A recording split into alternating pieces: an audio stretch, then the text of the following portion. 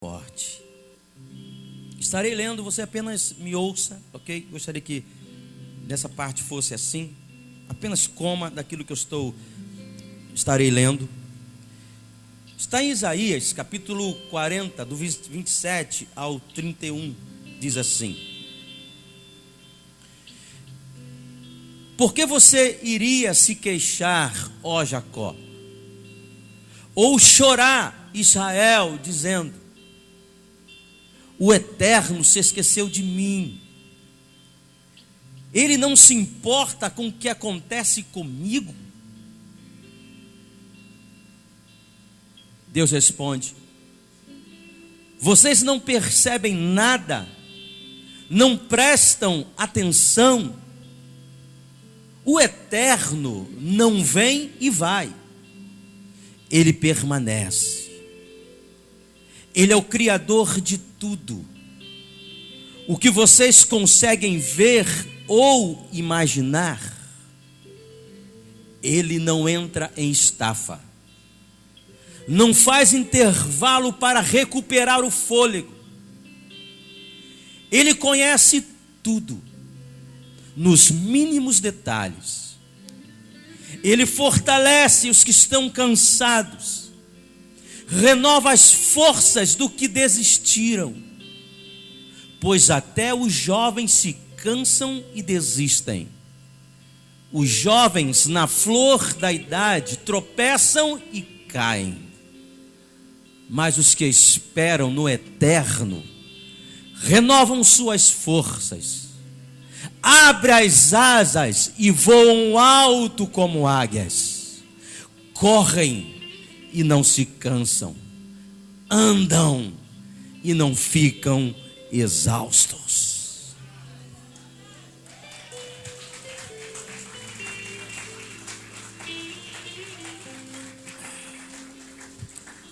Isaías, quando profetizou esse texto,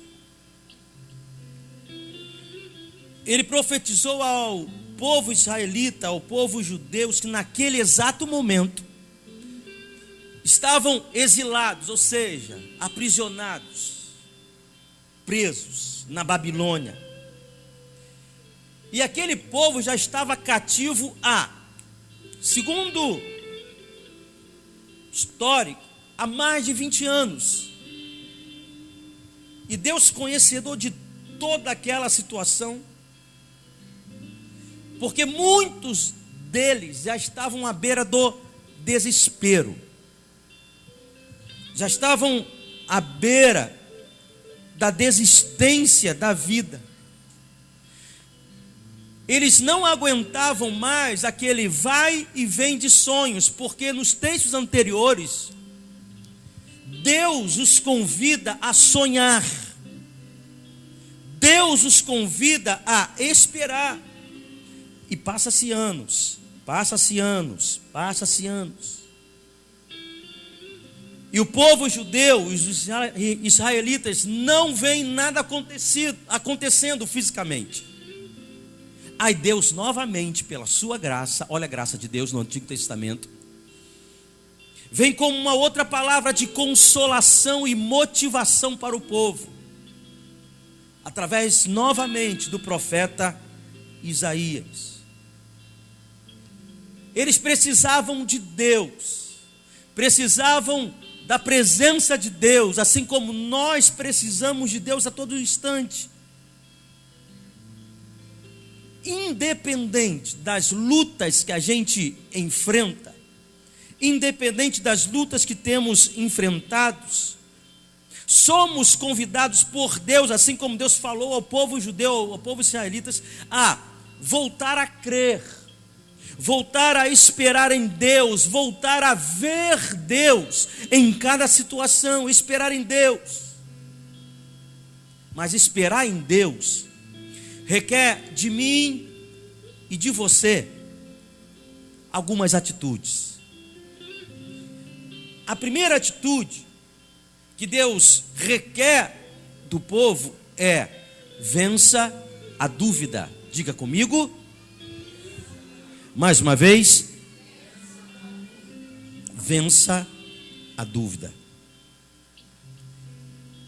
No versículo 27, diz assim, leia comigo, comendo, por favor, sem correr, tá?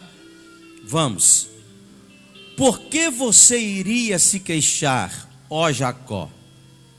Ou chorar, Israel, dizendo, o Eterno se esqueceu de mim.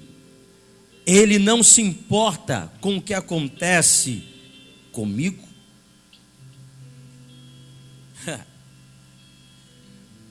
Como a palavra de Deus se renova dia após dia,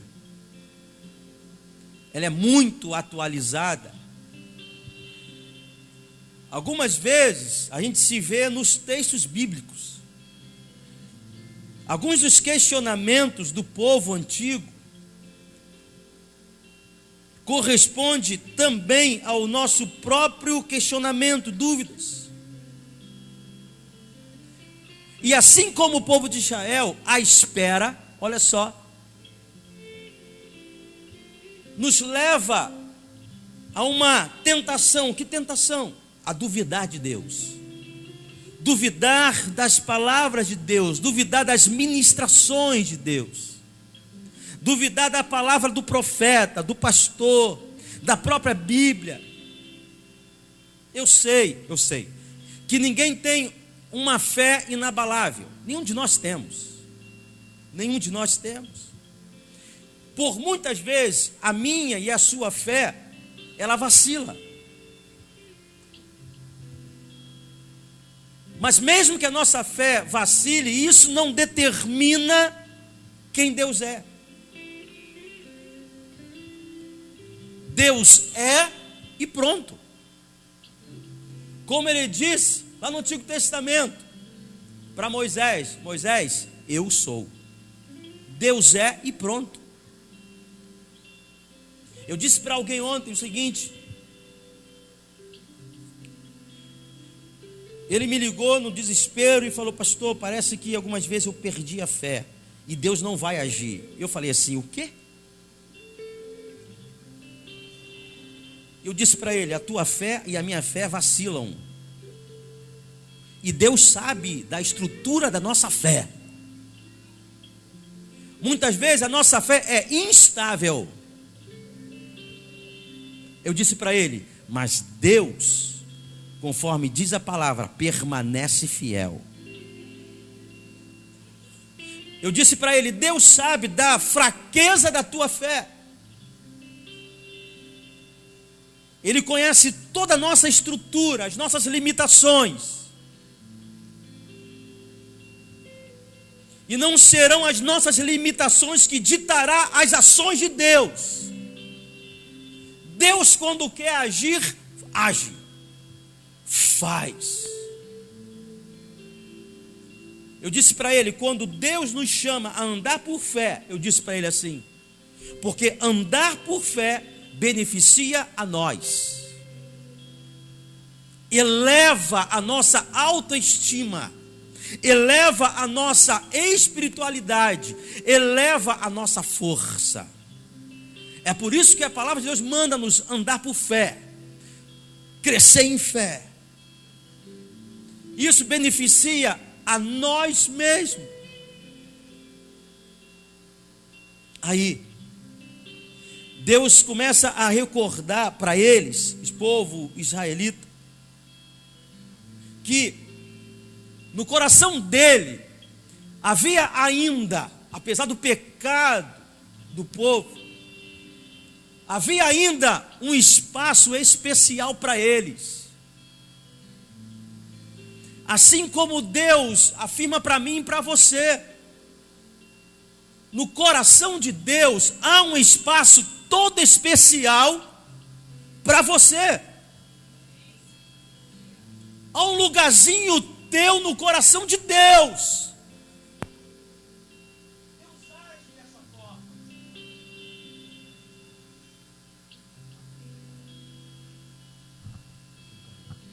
Deus age dessa forma. Aí o interessante do texto é que Deus chama primeiro eles de Jacó. Olha só como Deus é tremendo, usurpador. E no mesmo texto, Deus diz: Israel. Jacó, aquele que lutou com Deus. Israel é aquele que foi restaurado. Ou seja, Deus está dizendo para eles: olha, eu mudo a história de vocês. O próprio Deus já estava dizendo: olha, Jacó, vou te transformar em Israel de fato. Vou mudar a história de vocês. E no próprio Antigo Testamento, Deus diz ao povo de Israel, dizendo assim: olha, eu mudarei a sorte de vocês. Eu vou mudar a sorte de vocês. Eu vou mudar a realidade de vocês. E quando as crises, necessidades, angústias nos atacam, parece que nunca mais vai embora, não é assim? Parece que estacionou na nossa vida e ficou. Parece que se apegou a nós. Aí vem a tentação de duvidarmos da bondade de Deus, do favor de Deus e da sabedoria de Deus. Consequentemente, o resultado é desespero, amargura. E quantas vezes não me deparei assim? Talvez hoje tenha sido um daqueles dias. Você sabia que quando Deus nos dá uma palavra, Ele também vai nos provar nesta mesma palavra que vamos ministrar? Porque a palavra de Deus tem dois gumes, duas pontas. Ela corta aqui e corta aí. E algumas vezes a gente se sente assim: Senhor, será? Como? Como vai acontecer? E quando tudo de pior, que a gente não espera, começa a nos abater, a consequência é a gente muitas vezes perder a paz, ficar sem paz. E enquanto eu fazia o esboço, escrevi isso, me veio uma resposta de Deus para a minha vida. E eu escrevi e disse assim: o que Deus me diz é: nunca duvide da minha aliança contigo. Eu não desisto de você. E eu quero te lembrar nessa noite: não duvide da aliança que Deus fez contigo. Deus tem uma aliança contigo. E é uma aliança que Ele não quebra. Diga: Ele não quebra. Ele não quebra. Ele não duvida da gente. Nós duvidamos muitas vezes acerca do poder dEle, daquilo que Ele pode fazer. A aliança dEle comigo e com você, ela é eterna. E Deus pede uma outra coisa, uma outra atitude em relação ao povo judeu, israelita e a sua igreja, a mim e a você. Ele pede: tenha o hábito de olhar para Deus. Diga comigo. Mais uma vez, bem gostoso, por favor. Tenha o hábito de olhar para Deus. Eu vou ler. Versículo 28 e 29 diz assim: vocês não percebem nada? Não prestam atenção? O Eterno não vem e vai, Ele permanece. Aí, olha só, o profeta já começa a mencionar os atributos de Deus. Primeiro ele diz assim: o Eterno não vem e vai, eternidade. Depois ele passa, ele diz assim: Ele é o Criador de tudo. O que vocês conseguem ver ou imaginar, o Criador. Ele não entra em estafa, não faz intervalo para recuperar o fôlego, ou seja, ele é a força.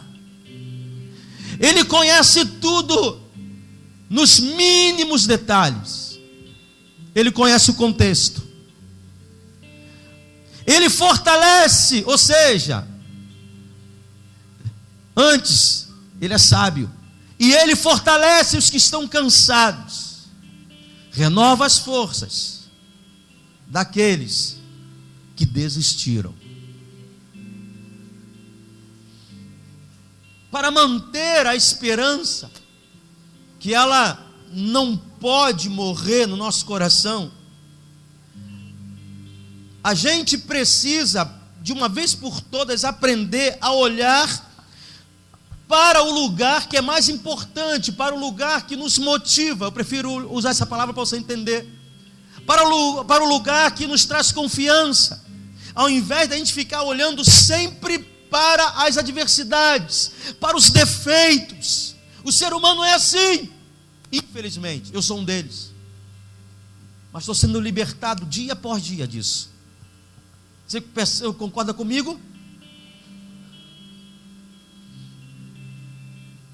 Há tanta coisa boa Deus fazendo no nosso meio, na nossa vida. E tem alguns que conseguem ver o negativo, conseguem enxergar o negativo. E isso desagrada a Deus.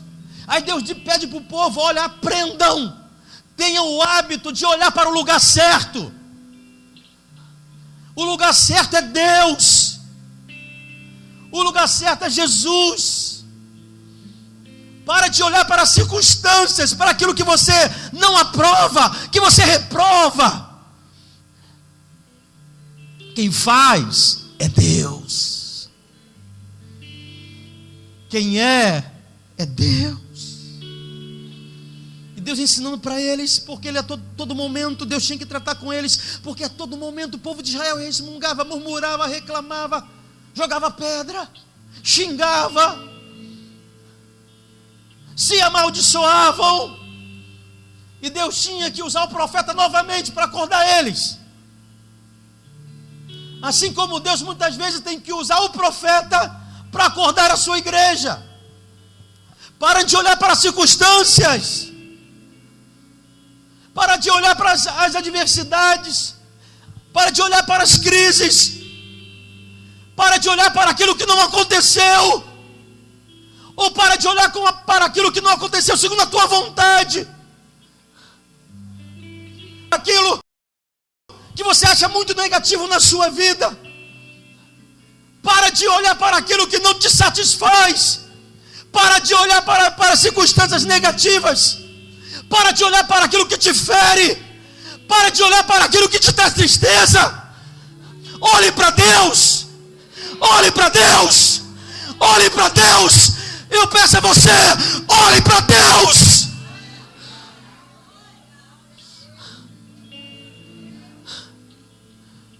Aí me vem o apóstolo Paulo lá no Novo Testamento, diz assim, ele diz à igreja, ao Corinto, olhando para Jesus, o autor e consumador da nossa fé.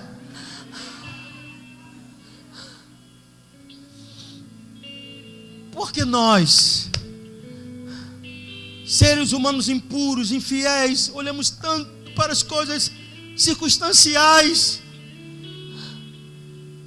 Aí Deus tem que nos sacudir, dar uma sacudela na gente, sabe? Ei, olha para mim.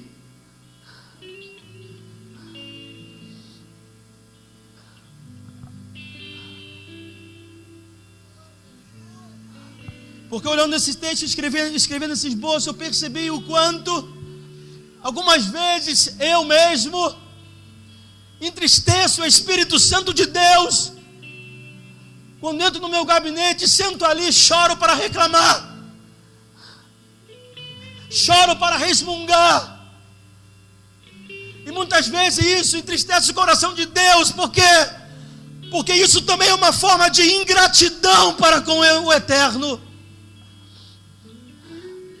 E Deus tem nos ensinado dia após dia nesse lugar. Vamos parar de olhar para as circunstâncias, porque as circunstâncias adversas, Deus me falou essa tarde, as circunstâncias adversas, filho, sempre irão existir, mas também a minha fidelidade sempre vai te acompanhar. É uma questão de disciplina, é uma questão de disciplina própria. A gente precisa se disciplinar.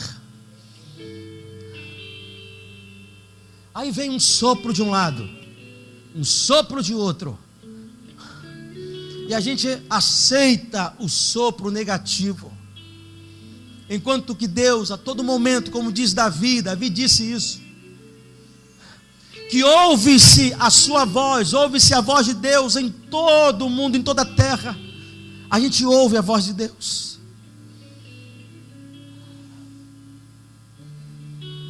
Aí o próprio profeta, ele afirma sobre uma das 4 qualidades de Deus: eternidade. Ou seja, ele não morre e nunca chegará ao fim do seu agir em nossa vida. Ele fala sobre outro atributo: criador. Opa! Ele é dono de tudo. Ele estabelece tudo. Tudo está em suas mãos, nada foge do controle das suas mãos. Até as suas crises existenciais estão no controle dele, na palma dele. Aí me veio também o profeta, me fala sobre o outro atributo de Deus: a força. Digo comigo. Ou seja, ele não se cansa, nem fica exausto igual a gente, porque ele é a própria força. E continuando, o profeta fala sobre o outro atributo, que é sabedoria. Opa, diga sabedoria. Ou seja, Deus sempre age com sabedoria. Todas as vontades estabelecidas por Deus foram repensadas, repensadas na eternidade. Ele estabeleceu: esse é meu agir de sabedoria.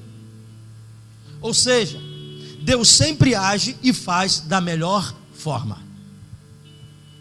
Sempre. Pastor, então você está querendo dizer que tudo acontece na minha vida também é a sabedoria de Deus? Estou. Deus sabe onde Ele quer chegar na tua vida. Deus sabe como te ensinar. Deus sabe como te honrar. Deus sabe qual o caminho que vai te levar à honra. Deus sabe. Eu te digo, Deus conhece os caminhos. Deus conhece o futuro. Ele é o presente, ele é o passado, Ele é o presente e Ele é o futuro. Ele sabe todos os atalhos para te conduzir a uma vida de honra.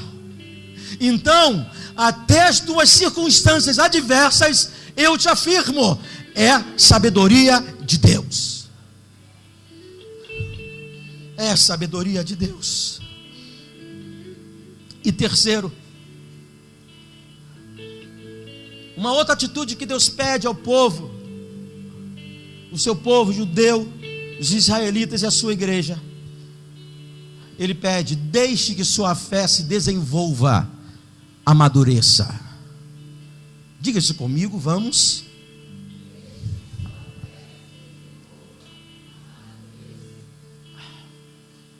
Ficou feio demais, vamos lá. Deixe que sua fé se desenvolva, amadureça. Antes da gente ler, aí me veio o profeta Isaías,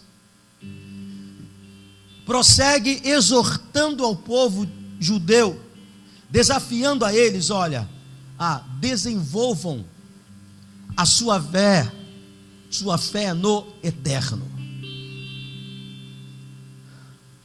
Desenvolvam o relacionamento de vocês com Deus, porque esse desenvolvimento de fé, como eu disse anteriormente, esse é um espírito que nos impulsiona a amar a Deus.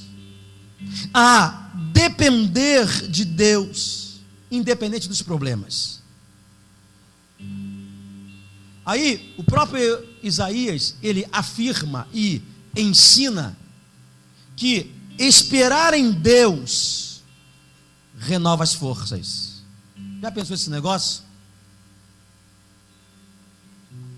Os maridos já esperaram as suas respectivas esposas fazerem compra?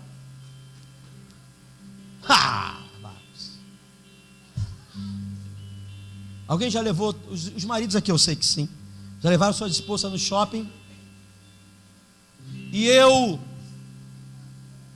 adoro, é de Deus, quando algum determinado shopping estabelece aqueles bancos, sabe? Aqueles bancos maravilhosos para os homens.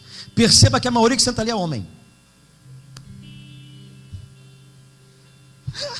Porque as mulheres dizem assim: eu vou ali rapidinho. É rapidinho, quanto minutos? 10 minutos. Onde você está? Estou chegando. Dei uma passadinha aqui para que eu vi uma promoção. Roda, roda, roda, roda, roda, roda, roda, roda. E vem com as mãos vazias.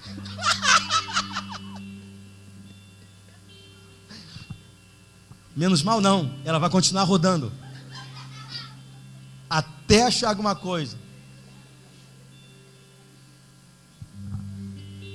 E é ruim esperar. Eu, pelo menos, não tenho unção para esperar minha esposa a fazer nada.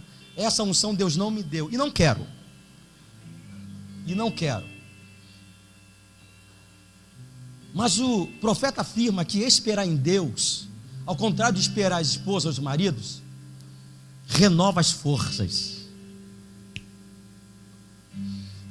Meditando nisso, eu pensei assim: por que ele falou isso? Porque quando de fato esperamos em Deus, olha só, temos a certeza que Ele vem, temos a certeza de que Ele está agindo, temos a certeza de que Ele está fazendo algo para nós, e no tempo dele, ou seja, no tempo certo, tudo se colocará no seu devido lugar, as coisas acontecerão. E também, enquanto eu espero em Deus, o próprio Espírito Santo vai derramando sobre mim graça de paciência, graça de paciência, graça sobre graça,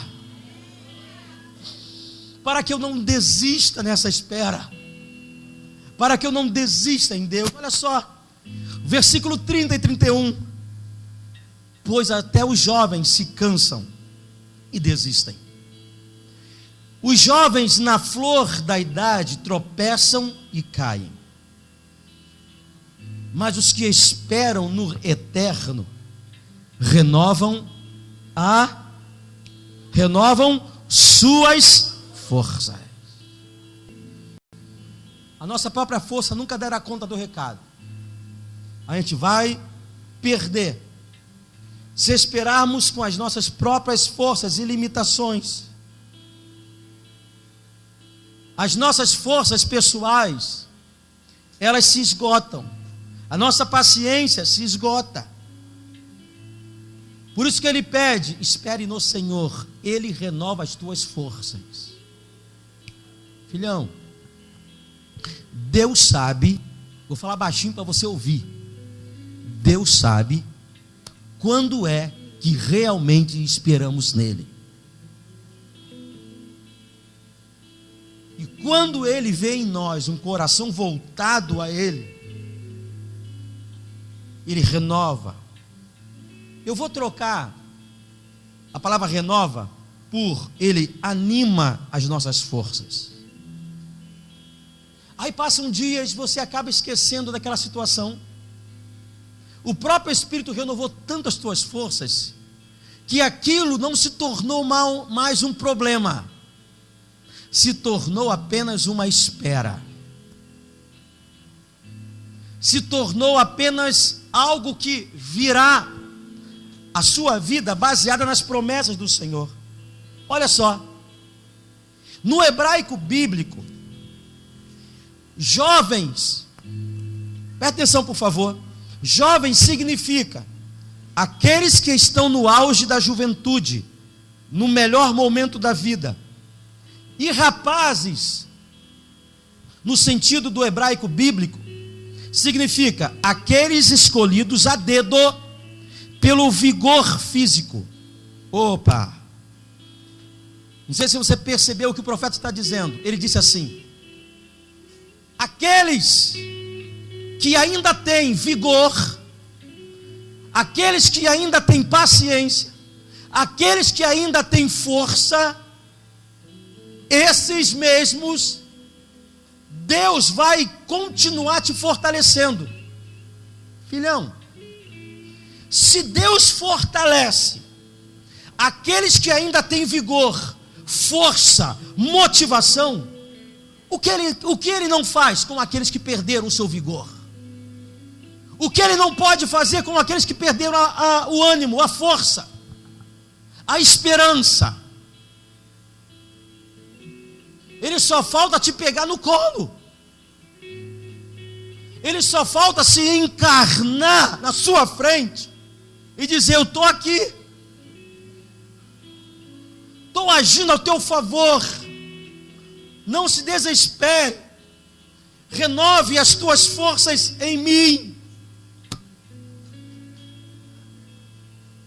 e seremos fortes.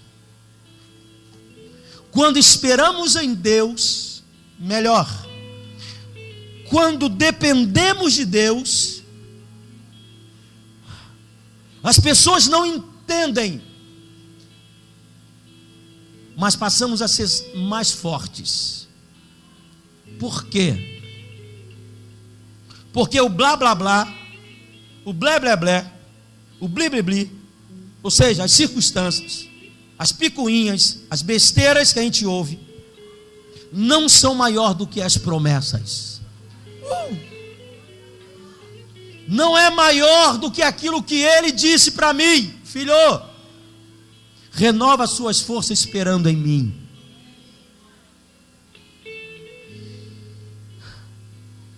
Eu te convido nessa noite a você se fortalecer em Deus, esperando nele, confiando nele e sendo forte.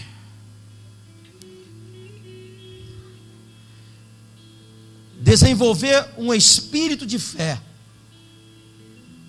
desenvolver um espírito de confiança, de força. No versículo 31, para a gente terminar, eu estou aqui no cronômetro do notebook, pode ficar tranquilo. No versículo 31, obrigado. Olha só o que ele diz: os que esperam no Senhor, abre as asas e voam alto como águias.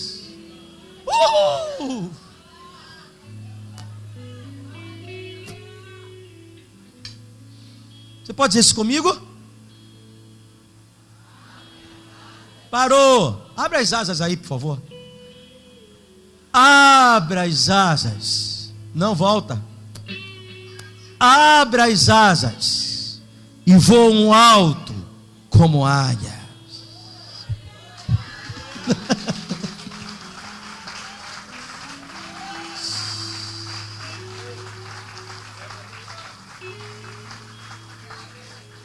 Águias possuem os olhos tão potentes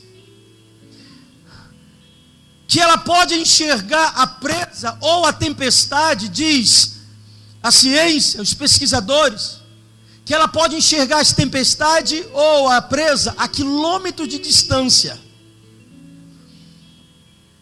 Lembre-se, quem enxerga longe, vai mais longe. Aqueles que esperam no Senhor, segura, recebem olhos de águia. Ele não tem olhos para baixo, ele tem olhos para o futuro, ele tem olhos para frente. É lá a minha conquista, é lá a minha honra. é esperar no Senhor. Aí eu te pergunto, para a gente finalizar, como está a tua esperança em Deus? Como está a tua fé em Deus? E eu finalizo. Isaías 40, 30 e 31, leio comigo. Mas os que... Levanta a sua mão, por favor. Mas os que esperam no Eterno renovam suas forças. Abrem as asas e voam alto como águias. Correm e não se cansam. Andam e não ficam exaustos.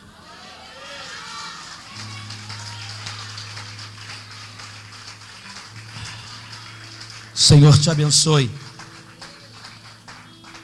Deixa que essa palavra crie raízes e consequentemente mudem as nossas atitudes diariamente. Porque eu espero em Deus.